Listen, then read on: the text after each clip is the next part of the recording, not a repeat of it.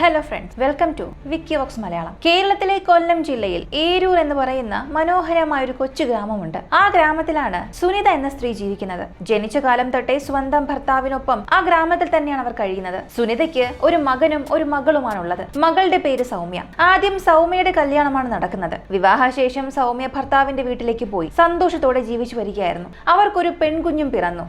എന്നാൽ അധികം വൈകാതെ ഭർത്താവുമായി ഉണ്ടായ അഭിപ്രായ വ്യത്യാസങ്ങളെ തുടർന്ന് ആ ചെറിയ കുഞ്ഞിനെയും കൊണ്ട് സൗമ്യ സ്വന്തം അമ്മയുടെ വീട്ടിലേക്ക്, അതായത് സുനിതയുടെ വീട്ടിലേക്ക് തന്നെ മടങ്ങിയെത്തി. ഈ സമയത്താണ് സൗമ്യയുടെ സഹോദരന്റെ വിവാഹം നടക്കുന്നത്. ശ്രീജി എന്നായിരുന്നു അവന്റെ ഭാര്യയുടെ പേര്. ആ ദമ്പതികൾക്ക് 2 കുട്ടികളും ഉണ്ടായി. എന്നാൽ വിധി വീണ്ടും വില്ലനായി. ശ്രീജയുടെ ഭർത്താവ് പെട്ടെന്നുണ്ടായ അസുഖത്തെ തുടർന്ന് മരണപ്പെട്ടു. അങ്ങനെ ശ്രീജയും തന്റെ 2 മക്കളെയും കൂട്ടി സുനിതയുടെ ഈ വീട്ടിൽ തന്നെ കഴിയാൻ തുടങ്ങി. ചുരുക്കി പറഞ്ഞാൽ ആ കുടുംബത്തിന്റെ അവസ്ഥ ഇതായിരുന്നു. വയസ്സായ സുനിതയും ഭർത്താവും, പിന്നെ സൗമ്യയും അവളുടെ 7 വയസ്സുള്ള മകളും, ഒപ്പം ശ്രീജയും അവളുടെ 2 കുട്ടികളും. സൗമ്യയുടെ മകൾ 2ാം ക്ലാസ്സിലാണ് പഠിക്കുന്നത്. സുരക്ഷ മുൻനിർത്തി അവളുടെ യഥാർത്ഥ പേര് ഇവിടെ വെളിപ്പെടുത്തുന്നില്ല.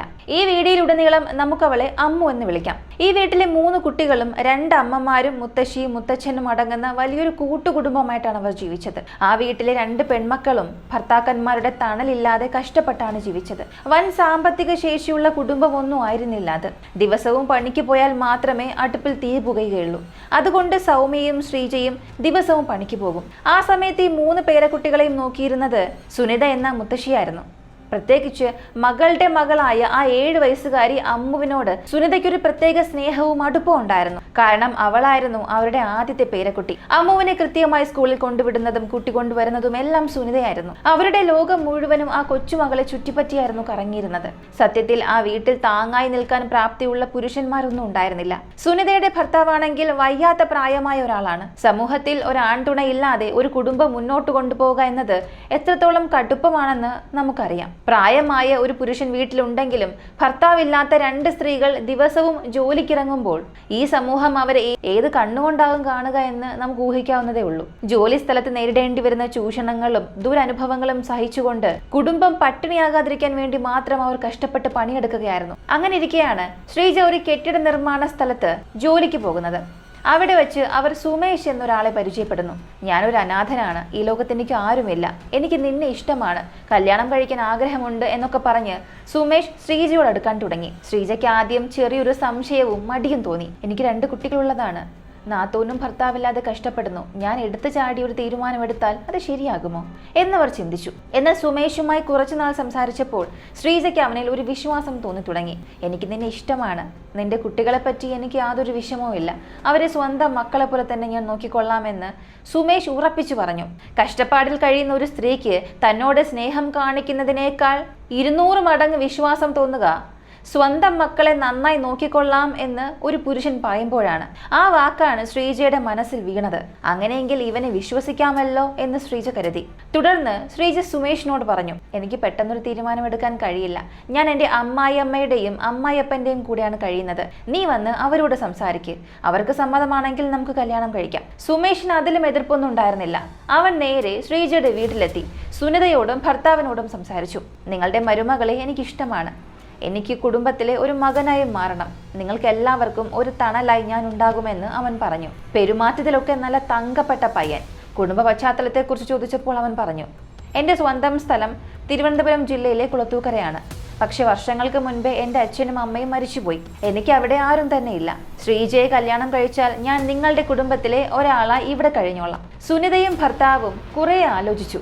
വീട്ടിലൊരു ആൺതുണയില്ല. ഇവനാണെങ്കിൽ ഇത്രയും ആത്മാർത്ഥമായി ചോദിക്കുന്നു. പേരക്കുട്ടികളെ സ്വന്തം മക്കളെ പോലെ നോക്കിക്കൊള്ളാമെന്നും പറയുന്നു. ഇതിലും നല്ലൊരു ആലോചന ഇനി എവിടെ കിട്ടാനാണ്? ഇങ്ങനെ കരുതി അവർ ആ വിവാഹത്തിന് സമ്മതിച്ചു.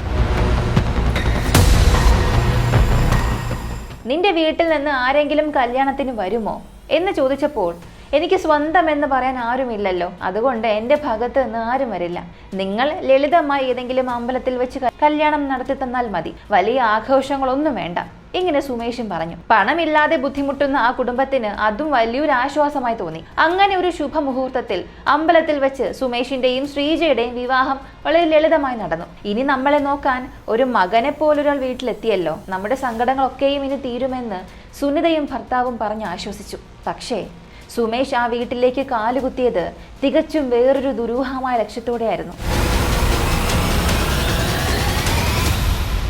അവൻ ആ വീട്ടിലെത്തിക്കഴിഞ്ഞ ശേഷം ചെയ്ത ഓരോ കാര്യങ്ങളും കേട്ടാൽ നമ്മുടെയൊക്കെ ചിന്തകൾക്കും അപ്പുറമുള്ള ക്രൂരതകളായിരുന്നു അത്. ആ കുടുംബത്തിലേക്ക് വന്നതിന് ശേഷം സുമേഷ് എന്താണ് ചെയ്തത്? ആ പാവം കുടുംബത്തിന് നേരിടേണ്ടി വന്ന ആ കൊടും ക്രൂരത എന്തായിരുന്നു? അതറിയുന്നതിന് മുൻപ് എൻ്റെ വീഡിയോകൾ നിങ്ങൾക്ക് ഇഷ്ടപ്പെടുന്നുണ്ടെങ്കിൽ ദയവായി ലൈക്ക് ചെയ്യാനും കമൻറ്റ് ചെയ്യാനും മറക്കരുത്. ഇതുവരെയും എൻ്റെ ചാനൽ സബ്സ്ക്രൈബ് ചെയ്യാതെയാണ് നിങ്ങൾ കാണുന്നതെങ്കിൽ ദയവായി സബ്സ്ക്രൈബ് ചെയ്ത് എന്നെ സപ്പോർട്ട് ചെയ്യാം.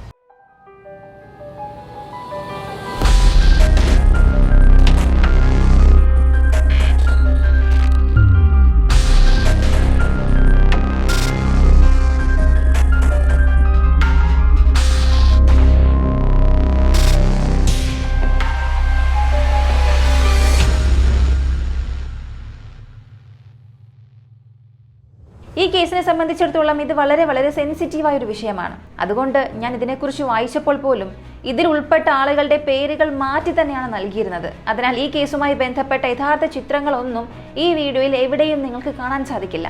ഇന്റർനെറ്റിൽ തിരഞ്ഞിട്ടും എനിക്കത് കണ്ടെത്താനായില്ല. അതേസമയം ഈ കേസിന്റെ സത്യസന്ധതയെക്കുറിച്ച് നിങ്ങൾക്ക് എന്തെങ്കിലും സംശയം ഉണ്ടെങ്കിൽ ഞാൻ ഏതൊക്കെ സോഴ്സിൽ നിന്നാണ് റെഫർ ചെയ്തത്, വായിച്ചത് എന്നതിന്റെ എല്ലാ ലിങ്കുകളും ഈ വീഡിയോയുടെ കമന്റ് സെക്ഷനിലും ഡിസ്ക്രിപ്ഷനിലും നൽകിയിട്ടുണ്ട്. ദയവായി നിങ്ങൾക്കത് വായിച്ചു നോക്കാം. ചില ആളുകൾ നെഗറ്റീവ് കമന്റുകളുമായി വരാറുണ്ട്, വെറുതെ കഥ മെനയുകയാണെന്നൊക്കെ പറഞ്ഞുകൊണ്ട്.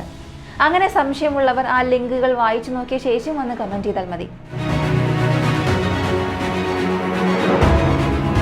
അങ്ങനെ സുമേഷ് ആ വീട്ടിലേക്ക് വന്നതിന് ശേഷം ആ കുടുംബമാകെ വളരെ സന്തോഷത്തിലായി. എല്ലാവർക്കും വലിയൊരു ആത്മവിശ്വാസം വന്നു. വീട്ടിൽ ഒരു ആൺ തുണയുണ്ടെന്ന പ്രതീക്ഷയിൽ. എങ്കിലും സൗമ്യയും ശ്രീജയും എല്ലാം ജോലിക്ക് പോകുന്നത് തുടർന്നു. കാരണം കുടുംബം മുന്നോട്ട് കൊണ്ടുപോകണമെങ്കിൽ എല്ലാവരും പണിയെടുക്കേണ്ടതുണ്ടായിരുന്നു. മുൻപ് ഞാൻ പറഞ്ഞതുപോലെ സുനിത എന്ന മുത്തശ്ശിയും പേരക്കുട്ടിയായ അമ്മുവും തമ്മിൽ വലിയൊരു ആത്മബന്ധം ഉണ്ടായിരുന്നു.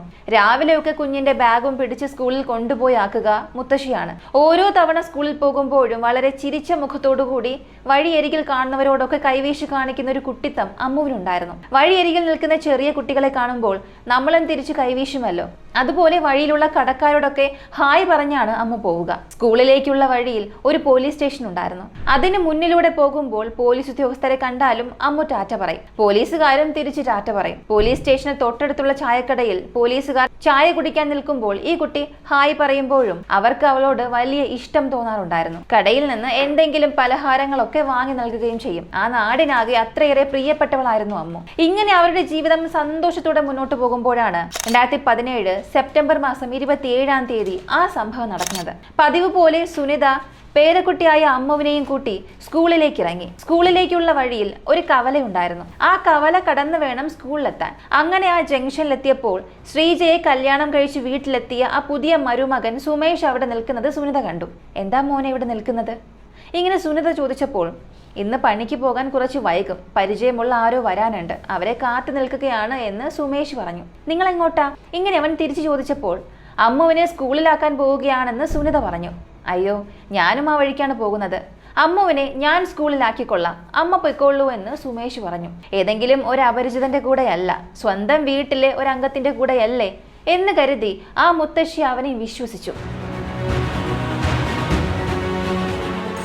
വിവാഹം കഴിഞ്ഞിട്ട് 2-3 മാസമായതുകൊണ്ട് അവനിൽ നല്ല വിശ്വാസം ഉണ്ടായിരുന്നു. എന്നാൽ ശരി മോനെ, പ്രശ്നമൊന്നുമില്ല എന്നും പറഞ്ഞ് അമ്മുവിന്റെ സ്കൂൾ ബാഗ് സുമേഷിന് കൈമാറി. സുമേഷ് അമ്മുവിന്റെ കൈ പിടിച്ച് കൂട്ടിക്കൊണ്ടുപോയി. കുട്ടി മുത്തശ്ശിയോട് ബായ് പറഞ്ഞു. പക്ഷേ സ്വന്തം മുത്തശ്ശിയെ ജീവനോടെ കാണുന്ന അവസാന നിമിഷമാണിതെന്ന് ആ കുഞ്ഞിന് അറിയില്ലായിരുന്നു. വീട്ടിലൊരാൾ കൊണ്ടുവിടുമല്ലോ എന്ന സന്തോഷത്തിൽ സുനിതയും തിരിഞ്ഞു നടന്നു. സുമേഷ് കുട്ടിയുമായി സ്കൂളിലേക്ക് പോയി. സാധാരണയായി വൈകുന്നേരം 3:30 ആകുമ്പോൾ സ്കൂൾ വിടും. മുത്തശ്ശി പോയി കുട്ടിയെ കൂട്ടിക്കൊണ്ടുവരികയാണ് പതിവ്. അന്നേ ദിവസം വൈകുന്നേരം 3:30 സുനിത സ്കൂളിലെത്തി കാത്തു നിന്നു. ബെല്ലടിച്ച് കുട്ടികളെല്ലാം ഒന്നിന് പുറകെ ഒന്നായി വീട്ടിലേക്ക് പോയിക്കൊണ്ടിരുന്നു. സുനിത ഗേറ്റിൽ തന്നെ കാത്തു നിന്നു. പക്ഷെ അമ്മു മാത്രം പുറത്തേക്ക് വന്നില്ല. എന്താണ് ഇത്ര വൈകുന്നത്? ഇങ്ങനെ അവർ സംശയിച്ചു. കുട്ടികളെല്ലാം പോയി കഴിഞ്ഞു. സ്കൂൾ ഗേറ്റ് പൂട്ടാനും സമയമായി. പരിഭ്രാന്തയായ മുത്തശ്ശി ടീച്ചറുടെ അടുത്ത് നിന്ന് ചോദിച്ചു, ടീച്ചറെ, എൻ്റെ അമ്മ പുറത്തേക്ക് വന്നില്ലല്ലോ, അവൾ അകത്തുണ്ടോ? ഉടൻ ടീച്ചർ പറഞ്ഞു, ഇല്ലല്ലോ അമ്മേ, അമ്മ ഇന്ന് സ്കൂളിൽ വന്നിട്ടില്ലല്ലോ. അത് കേട്ടതും സുനിതയുടെ നെഞ്ചിൽ ഒരു തീ പിടിച്ചു. സ്കൂളിൽ വന്നിട്ടില്ലെന്നോ? ഞാൻ പകുതി വഴിവരെയും കൊണ്ടുവന്നതാണല്ലോ. ആ ജംഗ്ഷനിൽ വെച്ച് ഞങ്ങളുടെ സുമേഷാണ് കുട്ടിയെ സ്കൂളിലാക്കാമെന്നും പറഞ്ഞ് കൊണ്ടുപോയത്. അവൻ കൊണ്ടുവന്നില്ലേ? ഒന്നുകൂടെ ആലോചിച്ച് നോക്കൂ മിസ്. രജിസ്റ്റർ ഒന്ന് പരിശോധിക്കൂ എന്ന് സുനിത കരഞ്ഞു പറഞ്ഞു. ടീച്ചർ അകത്തുപോയി അറ്റൻഡൻസ് ബുക്ക് പരിശോധിച്ച ശേഷം ഉറപ്പിച്ചു പറഞ്ഞു, ഇല്ല, അമ്മ ഒന്ന് സ്കൂളിൽ എത്തിയിട്ടേ ഇല്ല. സുനിത ആകെ തകർന്നു പോയി. ഉടൻ തന്നെ വീട്ടിലെ മരുമകനായ സുമേഷിന്റെ ഫോണിലേക്ക് വിളിച്ചു. എന്നാൽ അവന്റെ ഫോൺ സ്വിച്ച് ഓഫ് ആയിരുന്നു. അവരുടെ ആധി ഇരട്ടിച്ചു. വഴിയിൽ വെച്ച് രണ്ടുപേർക്കും എന്തെങ്കിലും വലിയ അപകടം സംഭവിച്ചോ എന്ന ഭയത്തോടെ അവർ മകൾ സൗമ്യയെ വിവരം അറിയിച്ചു. വീട്ടിൽ വന്ന് നോക്കിയപ്പോഴും അമ്മു അവിടെ ഉണ്ടായിരുന്നില്ല. ബന്ധുക്കളെയും കൂട്ടുകാരെയും എല്ലാം വിവരം അറിയിച്ചു. എല്ലാവരും സ്കൂളിലേക്കുള്ള വഴികളിലും പരിസരങ്ങളിലും എല്ലാം മരിച്ചു പിറക്കി തിരഞ്ഞു. എന്നാൽ അമ്മുവിനെ കുറിച്ച് ഒരു സൂചനയും ലഭിച്ചില്ല. രാവിലെ കുട്ടിയുമായി പോയ സുമേഷിനെ കുറിച്ചും യാതൊരു വിവരവും ഉണ്ടായിരുന്നില്ല. മണിക്കൂറുകൾ വേഗത്തിൽ കടന്നുപോയി. ഇനി വൈകുന്നതിൽ അർത്ഥമില്ല എന്ന് മനസ്സിലാക്കിയ സൗമ്യയും സുനിതയും വൈകുന്നേരം ഒരു 5:30 അടുത്തുള്ള പോലീസ് സ്റ്റേഷനിലെത്തി കുഞ്ഞിനെ കാണാനില്ല എന്നൊരു പരാതി നൽകി. അന്ന് സ്റ്റേഷനിൽ ഉണ്ടായിരുന്നത് അഭിലാഷ് എന്ന സബ് ഇൻസ്പെക്ടർ ആയിരുന്നു. ഭാഗ്യമെന്ന് പറയട്ടെ, ആ കേസ് വളരെ ഗൗരവത്തോടെ കാണുന്ന ഒരു നല്ല മനുഷ്യനായിരുന്നു അദ്ദേഹം. സാധാരണഗതിയിൽ പണമില്ലാത്ത പാവപ്പെട്ടവർ പരാതിയുമായി ചെല്ലുമ്പോൾ പലരും അത് നിസ്സാരമായി തള്ളാറാണ് പതിവ്. എന്നാൽ ഒരു ചെറിയ കുട്ടിയെ കാണാനില്ല എന്ന വാർത്ത കേട്ടതും അഭിലാഷ് എന്ന ആ SI ഉടനടി രംഗത്തിറങ്ങി. അദ്ദേഹം ആദ്യം സുനിതയോട് ചോദിച്ചു, അവസാനമായി നിങ്ങൾ കുട്ടിയെ ആരുടെ കയ്യിലാണ് ഏൽപ്പിച്ചത്? 2 മാസം മുൻപ് എന്റെ മരുമകളുമായി വിവാഹം കഴിഞ്ഞു വന്ന സുമേഷിന്റെ കയ്യിലാണ് സർ ഞാൻ കുട്ടിയെ ഏൽപ്പിച്ചത്. ശരി, ആരാണ് ഈ സുമേഷ്? അവനെ കുറിച്ച് എന്തൊക്കെ നിങ്ങൾക്കറിയാം? ഇതിന് സുനിത പറഞ്ഞത്, സർ, അവൻ തിരുവനന്തപുരം ജില്ലയിലെ കുളത്തൂക്കര സ്വദേശിയാണ്. അത്രയും ഞങ്ങൾക്കറിയൂ. എനിക്ക് സ്വന്തക്കാരനായി ആരുമില്ല എന്ന് പറഞ്ഞാണ് അവൻ എന്റെ മരുമകളെ 2ാം വിവാഹം കഴിച്ചത്. 2 മാസമായി ഞങ്ങൾക്കൊപ്പമുണ്ട്. ഇതുവരെ ഒരു പ്രശ്നം ഉണ്ടാക്കിയിട്ടില്ല സർ. അത് കേട്ടതും പോലീസ് ഓഫീസർക്ക് ദേഷ്യം വന്നു. എന്തൊരു വിവരക്കേടാണ് മാഡം നിങ്ങൾ കാണിച്ചത്? ആരോടും ഒരു വിവരവും അന്വേഷിക്കാതെ ആരുമില്ല എന്ന് പറഞ്ഞ ഒരാൾക്ക് വീട്ടിലെ പെണ്ണിനെ നിങ്ങളിങ്ങനെ വിവാഹം കഴിച്ചു കൊടുത്തോ? അവൻ വല്ല കുറ്റവാളിയുമാണെങ്കിൽ നിങ്ങൾ എന്ത് ചെയ്യും? ഇങ്ങനെ ചോദിച്ചപ്പോൾ അവർക്ക് മറുപടി ഒന്നും ഉണ്ടായിരുന്നില്ല. തുടർന്ന് അവന്റെ ഭാര്യയായ ശ്രീജയോട് ചോദിച്ചു, നിങ്ങളെങ്കിലും പറയൂ, 2 മാസം അവന്റെ കൂടെ കുടുംബമായി ജീവിച്ചതല്ലേ? അവനെക്കുറിച്ച് നിങ്ങൾക്ക് എന്തറിയാം? ശ്രീജയും ഒന്നും പറയാനാകാതെ നിന്നു. അതെ സർ, അവന്റെ സ്ഥലം കുളത്തൂക്കര എന്ന് മാത്രമേ അറിയുകയുള്ളൂ. കുടുംബത്തെ പറ്റിയോ ബന്ധുക്കളെ പറ്റിയോ മുൻപ് അവൻ എന്താണ് ചെയ്തതെന്നോ എനിക്കറിയില്ല. തുടർന്ന് ശ്രീജയും പോലീസിനോട് ഒരു കാര്യം വെളിപ്പെടുത്തി. ഇപ്പോൾ നടക്കുന്നത് കണ്ടിട്ട് എനിക്കും വലിയ സംശയമുണ്ട് സാർ. ഇങ്ങനെ ശ്രീജ പോലീസിനോട് പറഞ്ഞു. ശരിക്കും അവിടെ എന്താണ് നടന്നത്? അവരുടെ വിവാഹം ഒരു അമ്പലത്തിൽ വെച്ചായിരുന്നു നടന്നത്. അന്ന് വലിയ ഫോട്ടോഗ്രാഫർമാരെ ഒന്നും അവർ ഏർപ്പാടാക്കിയിരുന്നില്ല. ഫോണിൽ മാത്രമാണ് ഏതാനും ചിത്രങ്ങൾ എടുത്തത്. പുതുതായി വിവാഹിതരായവർ ഫോണിൽ ചിത്രങ്ങൾ എടുക്കുന്നത് സാധാരണയാണല്ലോ. എന്നാൽ വിവാഹം കഴിഞ്ഞ് കുറച്ച് ദിവസങ്ങൾക്കുള്ളിൽ സുമേഷ് ആ ഫോണിൽ ഉണ്ടായിരുന്ന വിവാഹ ചിത്രങ്ങൾ മുഴുവനും നിർബന്ധിപ്പിച്ച് ഡിലീറ്റ് ചെയ്യിപ്പിച്ചു. അതായത് അവർ തമ്മിൽ ഒരു വിവാഹം നടന്നു എന്നതിന് ഒരു തെളിവ് പോലും അവശേഷിപ്പിക്കാത്ത വിധം അവൻ എല്ലാ ചിത്രങ്ങളും ഡിലീറ്റ് ചെയ്തു. വിവാഹ സമയത്ത് ഒരു ഫോട്ടോഗ്രാഫറെ വിളിക്കാമെന്ന് ശ്രീജ പറഞ്ഞപ്പോൾ പോലും അതൊന്നും വേണ്ട, നമുക്ക് ഫോണിലെടുത്താൽ മതി എന്നും പറഞ്ഞ് അവനത് വിലക്കിയിരുന്നു. അതിനുശേഷമാണ് ഫോണിലെ ചിത്രങ്ങളും ഡിലീറ്റ് ചെയ്തത്. മാത്രമല്ല, ഇവരുടെ വിവാഹം ഔദ്യോഗികമായി രജിസ്റ്റർ ചെയ്തിട്ടുമില്ലായിരുന്നു. ചുരുക്കത്തിൽ അവൻ ആരാണെന്നോ എന്താണെന്നോ കൃത്യമായി അറിയാതെയാണ് ആ കുടുംബം ഈ വിവാഹം നടത്തിയത്. സുമേഷിന്റെ ഒരു ഫോട്ടോ പോലും അവരുടെ കൈവശം ഉണ്ടായിരുന്നില്ല. ഇത് കേട്ട് പോലീസ് ആകെ പ്രകോപിതരായി. എന്തൊരു മനുഷ്യരാണ് നിങ്ങൾ! ആരെക്കുറിച്ചും അറിയാതെയാണോ ഒരുത്തന്നെ വീട്ടിലേക്ക് കയറ്റിയിരുത്തുന്നത്? ഇങ്ങനെ പോലീസുകാർ ദേഷ്യപ്പെട്ടു. ശരി, ഇപ്പോൾ സുമേഷ് ആണ് കുട്ടിയെ കൂട്ടിക്കൊണ്ടു പോയിരിക്കുന്നത്. ആദ്യം അവൻ ആരാണെന്ന് അന്വേഷിക്കാമെന്ന് കരുതി പോലീസ് അവരുടെ ക്രിമിനൽ റെക്കോർഡുകൾ എടുത്ത് പരിശോധിച്ചതും ഞെട്ടിപ്പോയി. പോലീസ് ആ കുടുംബത്തെ വിളിച്ച് ശരിക്കും വഴക്ക് പറഞ്ഞു. നിങ്ങൾക്ക് കുറച്ചെങ്കിലും ബുദ്ധിയുണ്ടോ? എങ്ങനെയുള്ളൊരു ക്രിമിനലിനാണ് നിങ്ങൾ പെണ്ണുകൊടുത്തത്? എത്ര വലിയൊരു കുറ്റവാളിയാണ് നിങ്ങൾ വീട്ടിൽ കൊണ്ടുവന്ന് താമസിപ്പിച്ചിരിക്കുന്നതെന്നറിയാമോ? അവൻ വലിയൊരു ക്രിമിനലാണ്. വർഷങ്ങളോളം ജയിലിൽ കിടന്ന് അടുത്തിടെ പുറത്തിറങ്ങിയ ഒരാളാണ് അവൻ. ജയിലിൽ കിടന്ന വിവരം പുറത്തറിയാതിരിക്കാനാണ് എനിക്ക് ആരുമില്ല എന്നും പറഞ്ഞ് അവൻ നിങ്ങളെ പറ്റിച്ചു കൂടെ കൂടിയത്. അവൻ പറഞ്ഞതിൽ ഒരേ ഒരു സത്യം മാത്രമുണ്ട്. അവൻ തിരുവനന്തപുരം കുളത്തൂക്കര സ്വദേശിയാണെന്നത്. ഞങ്ങളുടെ റെക്കോർഡിൽ ആ സ്ഥലത്തെ അഡ്രസ് മാത്രമേ ഉള്ളൂ. ഭീകരമായ ക്രിമിനൽ പശ്ചാത്തലമുള്ളയാളാണ് അവൻ. അവൻ നിങ്ങളുടെ വീട്ടിലേക്ക് സാധാരണയായി വെറുതെ വന്നതാണെന്ന് കരുതരുത്. ദിവസങ്ങളോളം നിങ്ങളുടെ വീടും ആളുകളെയും നിരീക്ഷിച്ച് ആ വീട്ടിൽ നിന്ന് എന്തോ ഒന്ന് നേടിയെടുക്കാൻ വേണ്ടി തന്നെയാണ് അവൻ വന്നത്. പക്ഷേ ഇപ്പോൾ അവൻ ഒരു ചെറിയ കുട്ടിയെയും കൊണ്ടാണ് പോയത്. എന്തായാലും നടന്നത് നടന്നു, ബാക്കി ഞങ്ങൾ നോക്കിക്കൊള്ളാമെന്നും പറഞ്ഞ് പോലീസ് അവനായി വല വീശി തിരച്ചിൽ ആരംഭിച്ചു. തുടർന്ന് പോലീസ് സംഘം തിരുവനന്തപുരം കുളത്തൂക്കരയിലുള്ള അവന്റെ നാട്ടിലെത്തി. അവിടെ അന്വേഷിച്ചപ്പോൾ അവൻ വീട്ടിലില്ലായിരുന്നു. അവിടെ അവന്റെ ബന്ധുക്കളും നാട്ടുകാരും ധാരാളം ഉണ്ടായിരുന്നെങ്കിലും സുമേഷ് അങ്ങോട്ടേക്ക് വന്നിട്ടേ ഇല്ല എന്നാണ് അവർ പറഞ്ഞത്. അവന്റെ ഫോൺ ട്രാക്ക് ചെയ്തപ്പോൾ അത് സ്വിച്ച് ഓഫ് ചെയ്ത നിലയിലായിരുന്നു. അതായത് രാവിലെ സ്കൂളിൽ പോകുന്നതിന് മുൻപ് അമ്മുവിനെ കൂട്ടിക്കൊണ്ടുപോയി കൃത്യം 10 മിനിറ്റിനുള്ളിൽ തന്നെ അവൻ ഫോൺ ഓഫ് ചെയ്തിരുന്നു. അവന്റെ ലാസ്റ്റ് ലൊക്കേഷൻ കാണിച്ചത് അമ്മുവിനെ കൂട്ടിക്കൊണ്ടുപോയി ആ ജംഗ്ഷന് തൊട്ടടുത്ത് തന്നെയാണ്. അതായത് അമ്മുവിനെ കൂട്ടിക്കൊണ്ടുപോയത് കൃത്യമായ പ്ലാനിങ്ങോടെയാണ്. പോലീസിന് തന്നെ പിന്തുടരാൻ കഴിയില്ല എന്ന് ഉറപ്പാക്കാൻ വേണ്ടിയാണ് അവൻ ഉടൻ തന്നെ ഫോൺ ഓഫ് ചെയ്തത്.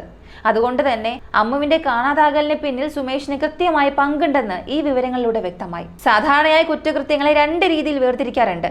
ഒന്ന് പ്രീ പ്ലാൻഡ് ക്രൈം, രണ്ടാമത്തേത് ഓപ്പർച്യൂണിറ്റി ക്രൈം. പ്ലാൻഡ് ക്രൈം എന്ന് പറഞ്ഞാൽ ഒരു കുറ്റകൃത്യം, അത് കൊലപാതകമോ തട്ടിക്കൊണ്ടുപോകലോ അക്രമമോ ആകട്ടെ, മുൻകൂട്ടി കൃത്യമായി പദ്ധതിയിട്ട് നടപ്പിലാക്കുന്നതാണ്. എന്നാൽ ഓപ്പർച്യൂണിറ്റി ക്രൈം എന്നത് ഒരു സാഹചര്യത്തിൽ തനിച്ചാകുമ്പോഴോ അവസരം ലഭിക്കുമ്പോഴോ പെട്ടെന്ന് തോന്നുന്ന ബുദ്ധിയിൽ ചെയ്യുന്ന ഒരു കുറ്റകൃത്യം. പക്ഷേ ഈ കേസിന്റെ കാര്യത്തിൽ ഇത് കൃത്യമായി പ്ലാൻ ചെയ്ത ഒരു കുറ്റകൃത്യമാകാനാണ് സാധ്യത.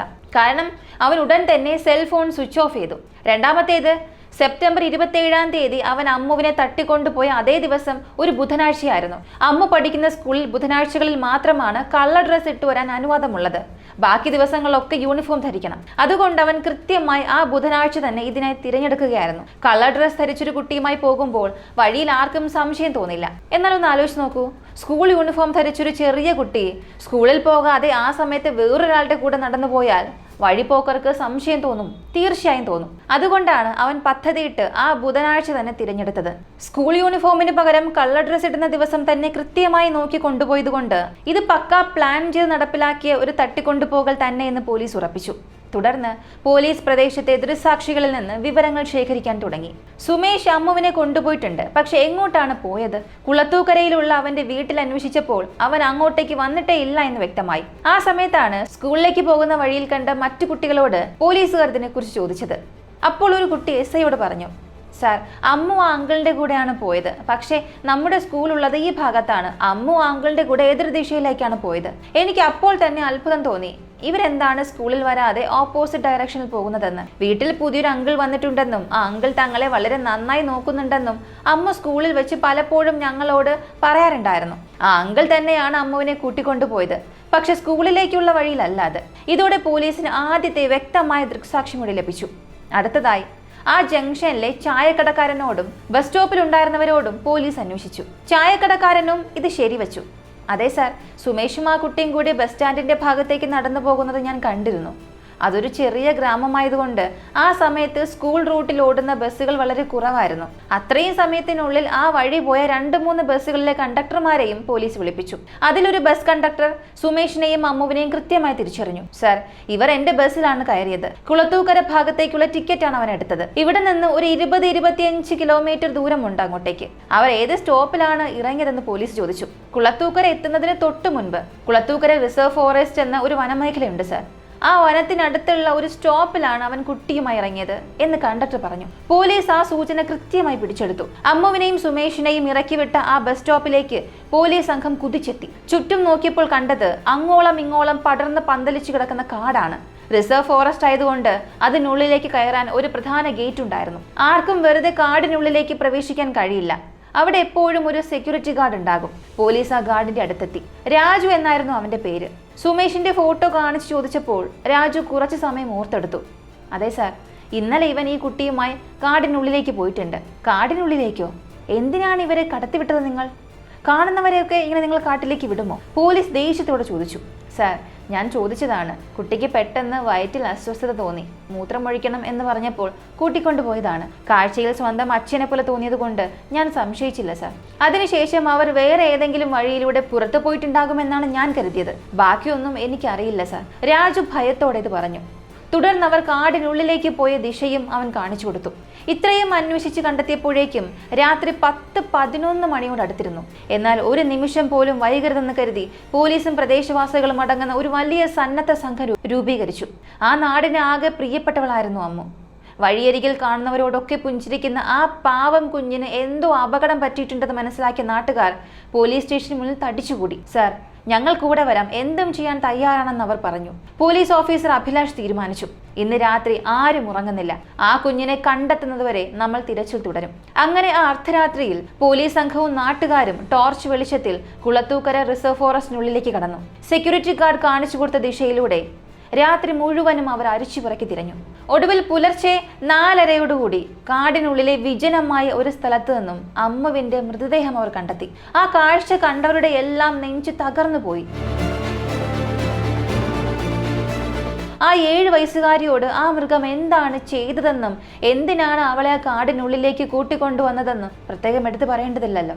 നിങ്ങൾ ഊഹിക്കുന്ന ആ ക്രൂരത തന്നെയാണ് ആ പിഞ്ചു കുഞ്ഞിനോട് അവൻ ചെയ്തത്.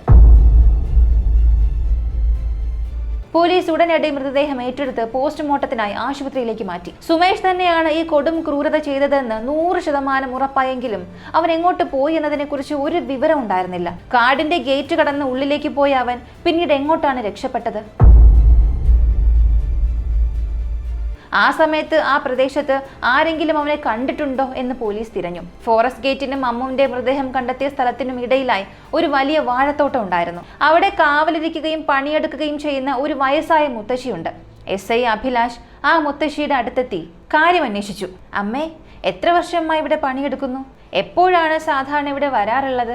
ഇങ്ങനെ ചോദിച്ചപ്പോൾ ഞാൻ രാവിലെ 6-7 മണിക്കൊക്കെ എത്തും, വൈകുന്നേരം 4 മണി വരെ കാണും സാർ എന്ന് മുത്തശ്ശി പറഞ്ഞു. ഇന്നലെ രാവിലെ ഏകദേശം 25 വയസ്സ് തോന്നിക്കുന്ന ഒരു ചെറുപ്പക്കാരൻ സ്കൂൾ വസ്ത്രമല്ലാത്ത കള്ള ഡ്രസ് ഇട്ട ഒരു ചെറിയ കുട്ടിയുമായി ഈ വഴി പോകുന്നത് കണ്ടിരുന്നു എന്ന് ചോദിച്ചപ്പോൾ മുത്തശ്ശി പെട്ടെന്ന് ഓർത്തെടുത്തു. അതെ, ഞാൻ കണ്ടിരുന്നു. ആ സംഭവം അവരുടെ മനസ്സിൽ കൃത്യമായി നിൽക്കാൻ ഒരു കാരണമുണ്ടായിരുന്നു. സുമേഷ് അമ്മുവിനെയും കൂട്ടി കാട്ടിലേക്ക് പോകുമ്പോൾ അവിടെ കനത്ത മഴ പെയ്യുകയായിരുന്നു. അവരുടെ കയ്യിലാണെങ്കിൽ കുടയുമില്ലായിരുന്നു. അത് കണ്ട മുത്തശ്ശി സുമേഷിനോട് വിളിച്ചു ചോദിച്ചു, ഈ പെയ്യുന്ന മഴയത്ത് കൊച്ചിനെയും കൊണ്ട് നീ എങ്ങോട്ടായി പോകുന്നത്? അയ്യോ അമ്മേ, കുട്ടിക്ക് കാട് കാണണമെന്നൊരു ആഗ്രഹം പറഞ്ഞതുകൊണ്ട് ചുമ്മാ ഉള്ളിലേക്ക് കുട്ടിക്കൊണ്ടു പോകുന്നതായെന്ന് സുമേഷും പറഞ്ഞു. ഇത്രയും കനത്ത മഴയത്ത് ആ കുഞ്ഞിനെയും നനച്ചു കൊണ്ടുപോകാൻ നിനക്ക് അല്പമെങ്കിലും ബുദ്ധിയുണ്ടോ? ഇങ്ങനെ മുത്തശ്ശി പറഞ്ഞ് ദേഷ്യപ്പെട്ടു. മഴ പെയ്യുമെന്ന് വിചാരിച്ചില്ല അമ്മേ, കയ്യിലാണെങ്കിൽ കുടയും എടുത്തില്ല എന്നവൻ മറുപടി നൽകി. ഉടൻ തന്നെ ആ മുത്തശ്ശി തോട്ടത്തിൽ വെട്ടാൻ വെച്ചിരുന്ന കത്തിയെടുത്ത് നല്ല വലിയൊരു വാഴയില വെട്ടി അവന്റെ കയ്യിൽ കൊടുത്തു. സിനിമകളിലൊക്കെ മഴയത്ത് നായകനും നായികയും മഴയിൽ തലയ്ക്ക് മുകളിൽ വാഴയില പിടിച്ചു പോകുന്നത് കണ്ടിട്ടില്ലേ? അതുപോലെ മഴ നനയാതിരിക്കാൻ ഇത് തലയ്ക്ക് മുകളിൽ പിടിച്ചോളൂ, കുഞ്ഞിന് തണുപ്പടിക്കില്ല എന്നും പറഞ്ഞ് ആ വാഴയില നൽകി. സുമേഷ് നന്ദി പറഞ്ഞ് ആ വാഴയിലയും പിടിച്ച് കുഞ്ഞിനെയും കൂട്ടി കാടിനുള്ളിലേക്ക് നടന്നുപോയി. ആ മുത്തശ്ശിക്ക് പക്ഷെ അറിയില്ലായിരുന്നു ആ മൃഗം കുഞ്ഞിനെയും കൊണ്ട് എങ്ങോട്ടാണ് പോകുന്നതെന്ന്. ഈ ഒരു സൂചന കേസിൽ വലിയ നിർണായകമായ തെളിവായി മാറി. SI അഭിലാഷിന് പെട്ടെന്നൊരു ബുദ്ധി വന്നു. ആ മുത്തശ്ശി വെട്ടിക്കൊടുത്ത അതേ വാഴയില അവൻ കാടിനുള്ളിലേക്ക് കൊണ്ടുപോയിട്ടുണ്ടെങ്കിൽ അത് ക്രൈം സീനിൽ കാണേണ്ടതാണല്ലോ. പോലീസ് കാടിനുള്ളിലെ ആ കൊലപാതകം നടന്ന സ്ഥലത്ത് അരിച്ചുപിറക്കി തിരഞ്ഞപ്പോൾ കുറച്ചകലെ മാറി ആ വാഴയില കണ്ടെത്തി. മുത്തശ്ശി വെട്ടിക്കൊടുത്ത അതേ രീതിയിലുള്ള വാഴയില തന്നെയായിരുന്നു അത്. കാരണം ആ മൃതദേഹം കണ്ടെത്തിയ സ്ഥലത്തിന് ചുറ്റുവട്ടത്തെങ്ങും വാഴത്തോട്ടങ്ങളൊന്നും ഉണ്ടായിരുന്നില്ല. ചുരുങ്ങിയത് 1/2 കിലോമീറ്റർ അപ്പുറത്താണ് ആ മുത്തശ്ശിയുടെ വാഴത്തോട്ടം സ്ഥിതി ചെയ്യുന്നത്. അതുകൊണ്ട് തന്നെ ആ മുത്തശ്ശി നൽകിയ വാഴയില തന്നെയാണതെന്ന് 100% ഉറപ്പായി. അത് കേസിലെ ഏറ്റവും വലിയ തെളിവായി മാറി. പോലീസ് സുമേഷിനായി നാനാഭാഗത്തും വലവീശി തിരഞ്ഞു. പ്രദേശത്തുടനീളം സുമേഷിന്റെ ഫോട്ടോയും വിവരങ്ങളും പോലീസ് ജനങ്ങളിലേക്ക് എത്തിച്ചിരുന്നു. ആളുകൾക്ക് അവനെ കണ്ടാൽ ഉടൻ തിരിച്ചറിയാൻ കഴിയുന്ന അവസ്ഥയായിരുന്നു അത്. എന്നാൽ അവൻ തന്റെ ഫോൺ നേരത്തെ തന്നെ സ്വിച്ച് ഓഫ് ചെയ്തിരുന്നല്ലോ. അതുകൊണ്ട് വാട്സാപ്പിൽ വരുന്ന വാർത്തകളോ പോലീസ് തന്നെ തിരയുന്ന വിവരമോ സ്വന്തം ഫോട്ടോ നാട് മുഴുവൻ പ്രചരിച്ച കാര്യമോ അവൻ അറിഞ്ഞിരുന്നില്ല. താൻ സുരക്ഷിതനാണെന്ന ധാരണയിൽ അവൻ യാതൊരു പേടിയുമില്ലാതെ പുറത്തിറങ്ങി നടക്കുമെന്ന് പോലീസും ചിന്തിച്ചു. പോലീസിന്റെ കണക്കുകൂട്ടൽ തെറ്റിയില്ല. തൊട്ടടുത്ത ദിവസം വൈകുന്നേരം ഒന്നും അറിയാത്ത ഭാവത്തിൽ അവൻ നാട്ടുവഴിയിലൂടെ നടന്നു വരുന്നത് നാട്ടുകാരുടെ ശ്രദ്ധയിൽപ്പെട്ടു. ഇവൻ തന്നെയല്ലേ അമ്മുവിനെ തട്ടിക്കൊണ്ടുപോയവൻ? ഇങ്ങനെ പറഞ്ഞ് നാട്ടുകാർ അവനെ വളഞ്ഞു പിടിച്ചു. നന്നായി പെരുമാറി അവനെ നേരെ പോലീസ് സ്റ്റേഷനിൽ എത്തിച്ചു. പോലീസ് ചോദ്യം ചെയ്തപ്പോൾ അവൻ കുറ്റം സമ്മതിച്ചു. അതെ സർ, ഞാൻ തന്നെയാണ് അമ്മുവിനെ കൂട്ടിക്കൊണ്ടുപോയത് ചെയ്തത്. അവൻ തന്റെ കുറ്റസമ്മതത്തിൽ പറഞ്ഞത് ഇങ്ങനെയായിരുന്നു: സർ, ഞാൻ അമ്മുവിനെ ലക്ഷ്യമിട്ടല്ല ആ വീട്ടിലേക്ക് വന്നത്. എനിക്ക് ശ്രീജ ഇഷ്ടമായിരുന്നു, അങ്ങനെയാണ് കല്യാണം കഴിച്ചത്. എന്നാൽ ആ വീട്ടിൽ കുറച്ചുനാൾ കഴിഞ്ഞപ്പോൾ എനിക്ക് ആ ചെറിയ കുട്ടി അമ്മുവിനോടൊരു ദുരാഗ്രഹം തോന്നി. അതിനായി ഒരു നല്ല അവസരത്തിന് വേണ്ടി ഞാൻ കാത്തിരിക്കുകയായിരുന്നു. ഞാൻ അവരെ സൂക്ഷ്മമായി നിരീക്ഷിച്ചപ്പോൾ എല്ലാ ബുധനാഴ്ചയും അമ്മു കളർ ഡ്രസ്സിട്ടാണ് സ്കൂളിൽ പോകുന്നതെന്ന് മനസ്സിലായി. അങ്ങനെ ഒരു ദിവസം അവളെ തട്ടിക്കൊണ്ടു പോകാമെന്ന് ഞാൻ ഉറപ്പിച്ചു. പക്ഷേ എല്ലാ ദിവസവും മുത്തശ്ശിയാണ് അവളെ സ്കൂളിൽ കൊണ്ടുപോയിരുന്നത്. അതിനാൽ വീട്ടിൽ നിന്ന് എൻ്റെ കൂടെ വിടില്ല എന്ന് എനിക്കറിയാമായിരുന്നു. അതുകൊണ്ട് വഴിയിൽ വെച്ച് കണ്ടുമുട്ടിയാൽ ഞാൻ ആ വഴിക്കാണ് പോകുന്നതെന്നും പറഞ്ഞ് മുത്തശ്ശിയെ പറ്റിച്ച് കുട്ടിയെ കൂട്ടിക്കൊണ്ടു പോകാമെന്ന പ്ലാനിൽ ഞാൻ ആ കവലയിൽ കാത്തു നിന്നു. എൻ്റെ പ്ലാൻ പോലെ തന്നെ സുനിത എന്ന മുത്തശ്ശി എന്നെ വിശ്വസിച്ച് അവൾ എൻ്റെ കയ്യിൽ ഏൽപ്പിച്ചു. തുടർന്ന് ഞാൻ അമ്മുവിനോട് പറഞ്ഞു: അമ്മു, എന്നും സ്കൂളിൽ പോയി ബോറടിച്ചില്ലേ? ഇന്ന് മാമൻ നിന്നെ കാടിനുള്ളിൽ ഒരു ടൂർ കൊണ്ടുപോകാം. ഇങ്ങനെ ചോദിച്ചു. ഒരു ചെറിയ കുട്ടിക്ക് എന്തറിയാം? സ്കൂളിൽ പോകാതെ വീട്ടിലുള്ള ഒരാളുടെ കൂടെ ടൂറ് പോകാമെന്നും പറഞ്ഞപ്പോൾ അവൾ സന്തോഷത്തോടെ സമ്മതിച്ചു. പോകുന്ന വഴിക്ക് ഞാൻ കടയിൽ നിന്ന് കുട്ടിക്ക് ഇഷ്ടമുള്ള മിഠായികളും ലഘുഭക്ഷണങ്ങളും വാങ്ങി നൽകി. അങ്ങനെ അവളെ കൂട്ടിക്കൊണ്ട് ഞാൻ ബസ് സ്റ്റാൻഡിലെത്തി. വഴിയിൽ വെച്ച് ഒരു വിദ്യാർത്ഥിയും ചായക്കടക്കാരനും ബസ് കണ്ടക്ടറും എല്ലാം ഞങ്ങളെ കണ്ടിരുന്നു. കുളത്തൂക്കര റിസർവ് ഫോറസ്റ്റിനെ കുറിച്ച് എനിക്ക് നേരത്തെ തന്നെ നന്നായി അറിയാമായിരുന്നു. അവിടെ പോയാൽ കാര്യങ്ങൾ സാധിക്കാമെന്ന് കരുതിയാണ് ഞാൻ അവളെയും കൂട്ടി അവിടെ ഇറങ്ങിയത്. ഗേറ്റ് കീപ്പറെ പറ്റിച്ച് അകത്ത് കയറി. അപ്പോൾ മഴ പെയ്യാൻ തുടങ്ങി.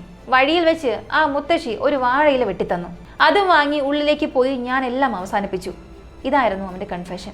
എന്നാൽ നമുക്കറിയാം, പോലീസ് സ്റ്റേഷനിൽ പറയുന്ന ഒരു കൺഫെഷൻ അത് വെച്ചുകൊണ്ട് മാത്രം കോടതിയിൽ ഒരാൾക്ക് ശിക്ഷ വാങ്ങിക്കൊടുക്കാൻ കഴിയില്ല. നാളെ മജിസ്ട്രേറ്റിന്റെ മുന്നിൽ നിൽക്കുമ്പോൾ പോലീസ് എന്നെ തല്ലി പീഡിപ്പിച്ചാണ് ഇത് പറയിപ്പിച്ചതെന്നൊക്കെ പ്രതിക്ക് തിരുത്തി പറയാൻ സാധിക്കും. ഈ കേസിൽ നേരിട്ടുള്ള ദൃക്സാക്ഷികളൊന്നും ഉണ്ടായിരുന്നില്ല. അവൻ അമ്മുവിനെ കൊലപ്പെടുത്തുന്നത് ആരും നേരിട്ട് കണ്ടിട്ടില്ല. എങ്കിലും കുറ്റകൃത്യങ്ങളിൽ അവസാനമായി ഒന്നിച്ചു കണ്ടവർ എന്നൊരു തത്വമുണ്ട്. ഫോറൻസിക് തെളിവുകളോ ദൃക്സാക്ഷികളോ ലഭ്യമല്ലാത്ത ഘട്ടങ്ങളിൽ കോടതി വളരെ പ്രാധാന്യത്തോടെ കാണുന്ന ഒന്നാണ് ഈ സാഹചര്യ തെളിവ്.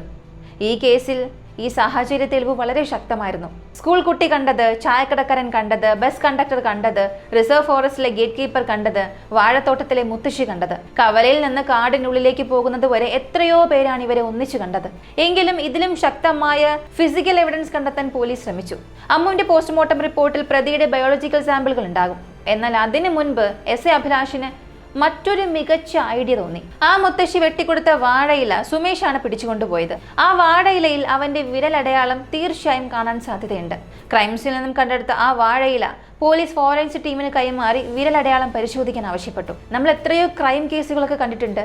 പക്ഷേ ഒരു വാഴയിലയിൽ നിന്ന് ഫിംഗർ പ്രിന്റ് എടുക്കുന്നത്, അങ്ങനെ ഒരു കേസ് ആദ്യമായിട്ടാണ് കാണുന്നത്.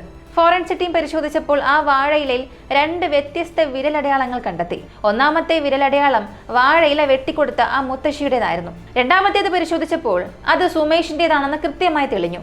നോക്കൂ, മുത്തശ്ശി പറഞ്ഞ കഥയും വാഴയിലയിലെ വിരലടയാളവും കാടിനുള്ളിൽ നിന്നും കണ്ടെത്തിയ വാഴയിലയും കൃത്യമായി മാച്ചായി. കനത്ത മഴ പെയ്തിട്ടുകൂടിയും ആ വിരലടയാളം മാഞ്ഞു പോയില്ല എന്നതും ഒരു വാഴ ഇലയെ പോലും നിസ്സാരമായി തള്ളാതെ തെളിവായി സ്വീകരിച്ച എസ് ഐ അഭിലാഷിന്റെ മിടുക്കും എത്ര അഭിനന്ദിച്ചാലും മതിയാകില്ല. തൊട്ടു പിന്നാലെ വന്ന പോസ്റ്റ്മോർട്ടം റിപ്പോർട്ടിലും സുമേഷിന്റെ ബയോളജിക്കൽ തെളിവുകൾ സ്ഥിരീകരിച്ചു. ഇതോടെ അമ്മുവിനോട് ഈ കൊടും ക്രൂരത ചെയ്തത് സുമേഷ് തന്നെയാണെന്ന് 100% ഉറപ്പായി. പോലീസ് കോടതിയിൽ ശക്തമായ കുറ്റപത്രം സമർപ്പിച്ചു. ദൃക്സാക്ഷി മൊഴികൾ, സാഹചര്യ തെളിവുകൾ, ഫോറൻസിക് വിരലടയാളം, ബയോളജിക്കൽ തെളിവുകൾ തുടങ്ങി പ്രതിക്ക് രക്ഷപ്പെടാൻ ഒരു വിടവ് പോലും ഇല്ലാത്ത വിധം കേസ് ശക്തമാക്കി. കുട്ടികൾക്കെതിരെയുള്ള അതിക്രമങ്ങൾ തടയുന്നതിനുള്ള പ്രത്യേക വകുപ്പുകൾ വരെയും ചുമത്തിയാണ് ഈ കേസ് വിചാരണയ്ക്കെടുത്തത്. സെഷൻസ് കോടതിയിൽ ദിവസങ്ങളോളം വിചാരണ നടന്നു. വിചാരണ വേളയിലൊക്കെ അമ്മുവിന്റെ അമ്മ സൗമ്യ കോടതിയിൽ വരും. നിശബ്ദയായിരുന്ന കേസ് കേൾക്കും, തിരികെ പോകും. അവരുടെ കണ്ണുകളിൽ കണ്ണീരോ ആക്രോശങ്ങളോ ഉണ്ടായിരുന്നില്ല. ചിലർ ദുഃഖം പുറത്തേക്ക് കരഞ്ഞു തീർക്കുമ്പോൾ മറ്റു ചിലർ അത് മനസ്സിന്റെ ഉള്ളിൽ ഒതുക്കി മരവിച്ചു പോകും. സൗമ്യയുടെ അവസ്ഥ അതായിരുന്നു. സ്വന്തം കുഞ്ഞിന്റെ വിയോഗം താങ്ങാൻ അവർക്ക് കഴിഞ്ഞിരുന്നില്ല. ഒടുവിൽ വിചാരണ പൂർത്തിയായി സുമേഷ് തന്നെയാണ് കുറ്റവാളിയെന്ന് കോടതി കണ്ടെത്തി. അവൻ ഇനി ഒരിക്കലും പുറം ലോകം കാണാത്ത വിധം 3 ജീവപര്യന്തം തടവ് കൂടാതെ 26 വർഷത്തെ കഠിന തടവും വിധിച്ച് കോടതി ഉത്തരവിട്ടു. അവൻ ഏത് ഉയർന്ന കോടതിയിൽ പോയാലും പുറത്തിറങ്ങാൻ കഴിയാത്ത വിധം ശിക്ഷ ഉറപ്പാക്കപ്പെട്ടു. ശിക്ഷാവിധി വന്നതിന് ശേഷം ആ കോടതി മുറിയിൽ വെച്ച് കരൾ പിളർക്കുന്ന ഒരു സംഭവം നടന്നു. വിചാരണ കഴിയുന്നതുവരെ മനസ്സിനുള്ളിലെ എല്ലാ വിഷമങ്ങളും അമർത്തിപ്പിടിച്ചിരുന്ന അമ്മ സൗമ്യ വിധി വന്നതിന് ശേഷം ജഡ്ജിയുടെ മുന്നിലെത്തി ഒരു അനുവാദം ചോദിച്ചു. അമ്മുവിന്റെ മൃതദേഹം കണ്ടെത്തിയ സമയത്ത് അവൾ ധരിച്ചിരുന്ന വസ്ത്രങ്ങളും ചെരുപ്പും എല്ലാം തെളിവുകളായി പോലീസ് പിടിച്ചെടുത്തിരുന്നല്ലോ. അത് വീട്ടുകാർക്ക് വിട്ടുകൊടുത്തിരുന്നില്ല. സൗമ്യ ജഡ്ജിയോട് ഒരു കാര്യം മാത്രം അപേക്ഷിച്ചു. എന്റെ അമ്മു അവസാനമായിട്ടിരുന്ന ആ ചെറിയ ചെരുപ്പുണ്ടല്ലോ സാർ, അത് ഒരേ ഒരു 5 മിനിറ്റ് എന്റെ കയ്യിൽ തരുമോ? ഞാൻ ഇപ്പോൾ തന്നെ തിരികെ തരാം. അത് കേട്ട് ജഡ്ജിക്ക് ആദ്യം കാര്യം മനസ്സിലായില്ല. അത് കേസിലെ തെളിവല്ലേ? ഇങ്ങനെ പറയാൻ തുടങ്ങിയപ്പോൾ സൗമ്യ കണ്ണീരോടെ പറഞ്ഞു, ഇല്ല സാർ, വിചാരണയൊക്കെ കഴിഞ്ഞതല്ലേ, എനിക്ക് ആ ചെരുപ്പ് ഒരു 5 മിനിറ്റ് കയ്യിൽ വെക്കാൻ തരുമോ? കോടതി മുറിയിലുണ്ടായിരുന്ന ആരും തന്നെ ആ കാഴ്ച കണ്ട് കണ്ണീരടക്കാൻ പാടുപെട്ടു. വിധി വന്നതിനു ശേഷം പോലീസിന്റെ കയ്യിലുണ്ടായിരുന്ന അമ്മുവിന്റെ ആ ചെറിയ ചെരുപ്പ് ഒരു 5 മിനിറ്റ് നേരത്തേക്ക് സൗമ്യ നെഞ്ചോട് ചേർത്ത് പിടിച്ചു. ഇത്രയും നാൾ മനസ്സിൽ അമർത്തിവെച്ച വേദന മുഴുവനും ആ ചെറിയ ചെരുപ്പിലേക്ക് ഒഴുക്കിക്കൊണ്ട് ആ അമ്മ ഓർത്തോർത്ത് പൊട്ടിക്കരഞ്ഞു. സ്വന്തം മകളെ തന്നെ നേരിട്ട് കെട്ടിപ്പിടിക്കുന്നത് പോലൊരു അനുഭവമായിരുന്നു അമ്മയ്ക്ക് ആ നിമിഷത്തിൽ. കോടതിയിൽ ഉണ്ടായിരുന്ന ജഡ്ജിയുടെയും വക്കീലന്മാരുടെയും പോലീസുകാരുടെയും കണ്ണിൽ നിന്ന് ധാരധാരയായ കണ്ണുനീരൊഴുകി. അത്രമേൽ വൈകാരികമായിരുന്നു ആ കാഴ്ച. 5 മിനിറ്റിന് ശേഷം സൗമ്യ ആ ചെരുപ്പ് ഉദ്യോഗസ്ഥർക്ക് തിരികെ നൽകി. തുടർന്ന് തന്റെ മകളുടെ കൊലപാതകത്തിന് നീതി വാങ്ങിത്തന്ന അന്വേഷണ ഉദ്യോഗസ്ഥൻ എസ് എ അഭിലാഷിന്റെ കാലിൽ വീണ് ആ അമ്മ നന്ദി പറഞ്ഞു. സ്വന്തം കുഞ്ഞിനെ നഷ്ടപ്പെട്ട ഒരമ്മയുടെ ഉള്ളിലെ ആഴത്തിലുള്ള വേദനയും നീതി ലഭിച്ചപ്പോഴുള്ള ആശ്വാസവും വാക്കുകൾക്ക് അതീതമായിരുന്നു. ഈ സംഭവത്തിന് ശേഷം ഏരൂരിലെ ആ പഴയ വീട്ടിൽ തുടരാൻ ആ കുടുംബത്തിന് കഴിഞ്ഞില്ല. എവിടെ നോക്കിയാലും അമ്മുവിന്റെ ഓർമ്മകളും ചിരികളും മാത്രം. ഒടുവിൽ അവർ ആ ചെറിയ വീട് വിറ്റ് കൊല്ലം ജില്ലയിലെ അതിർത്തിയിലുള്ള മറ്റൊരു വിദൂര ഗ്രാമത്തിലേക്ക് മാറി താമസം. വർഷങ്ങൾക്ക് ശേഷം ഒരു ന്യൂസ് ചാനൽ മുത്തശ്ശിയായ സുനിതയെ കണ്ടെത്തി ഇന്റർവ്യൂ നടത്തിയപ്പോഴും അമ്മുവിന്റെ ഓർമ്മകൾ ഓരോ ദിവസവും തങ്ങളെ വേട്ടയാടുകയാണെന്ന് അവർ കണ്ണീരോടുകൂടി പറഞ്ഞു. എത്ര വർഷങ്ങൾ കഴിഞ്ഞാലും ആ പാട് മാഞ്ഞു പോകില്ലല്ലോ. ഈ കേസ് നമ്മെ പഠിപ്പിക്കുന്ന ചില പ്രധാനപ്പെട്ട പാഠങ്ങളുണ്ട്. ഒന്നാമത്തെ കാര്യം, വീണ്ടും ഒരു വിവാഹത്തിന് തയ്യാറെടുക്കുമ്പോൾ, പ്രത്യേകിച്ച് മുൻപത്തെ വിവാഹത്തിൽ കുട്ടികളുള്ളപ്പോൾ, പങ്കാളിയാകാൻ പോകുന്നയാളുടെ പശ്ചാത്തലം 100 വട്ടം അന്വേഷിച്ച് ഉറപ്പുവരുത്തണം. കേവലം സാമ്പത്തിക ബുദ്ധിമുട്ടുകൾ കൊണ്ടോ മറ്റോ അപരിചിതനായ ഒരു വ്യക്തിയെ കുഞ്ഞുങ്ങൾ വസിക്കുന്ന സ്വന്തം വീട്ടിലേക്ക് പൂർണ്ണമായി വിശ്വസിച്ച് കടത്തിവിടരുത്. സുമേഷ് മുൻപും കുറ്റകൃത്യങ്ങളിൽ ഏർപ്പെട്ട് ജയിൽ ശിക്ഷ അനുഭവിച്ച വ്യക്തിയായിരുന്നു. അത്തരം വിവരങ്ങൾ നേരത്തെ അറിഞ്ഞിരുന്നെങ്കിൽ ആ കുഞ്ഞിന്റെ ജീവൻ രക്ഷിക്കാമായിരുന്നു. അടുത്ത കാര്യം, വൈകാരികമായി പെട്ടെന്നുള്ള ദേഷ്യത്തിലോ മറ്റോ കുറ്റകൃത്യങ്ങൾ ചെയ്യുന്ന ആളുകൾ ജയിൽ ശിക്ഷ അനുഭവിച്ച് പുറത്തു വരുമ്പോൾ തിരുത്തപ്പെടാൻ സാധ്യതയുണ്ട്. എന്നാൽ കുട്ടികൾക്കെതിരെ ക്രൂരത കാട്ടുന്ന മനസ്ഥിതിയുള്ള കുറ്റവാളികൾ വെറും ഒരു ജയിൽ ശിക്ഷ കൊണ്ട് മാത്രം മാനസികമായി മാറണമെന്നില്ല. അത്തരം മാനസിക വൈകൃതമുള്ളവർക്ക് ജീവപര്യന്തം ശിക്ഷയോ കഠിനമായ മറ്റ് നിയമ നടപടികളോ തന്നെ നൽകണം.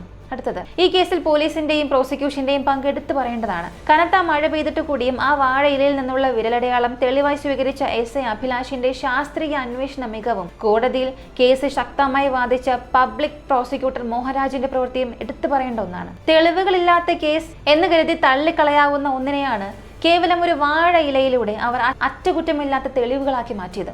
നിയമത്തിന് മുന്നിൽ കുറ്റവാളിക്ക് അർഹിച്ച ശിക്ഷ തന്നെ ലഭിച്ചു. എങ്കിലും ആ പാവം കുഞ്ഞിന്റെ വിയോഗം സൃഷ്ടിച്ച ശൂന്യത അതാ കുടുംബത്തിൽ എന്നും ഒരു മായാത്ത മുറിവായി അവശേഷിക്കും. അമ്മുവിന്റെ ആത്മാവിന് നിത്യശാന്തി നേരുന്നു. ഈ കേസിനെ കുറിച്ചുള്ള നിങ്ങളുടെ അഭിപ്രായങ്ങൾ ദയവ് ചെയ്ത് കമന്റിൽ പറയാം. അടുത്ത വീഡിയോയിൽ വീണ്ടും കാണാം.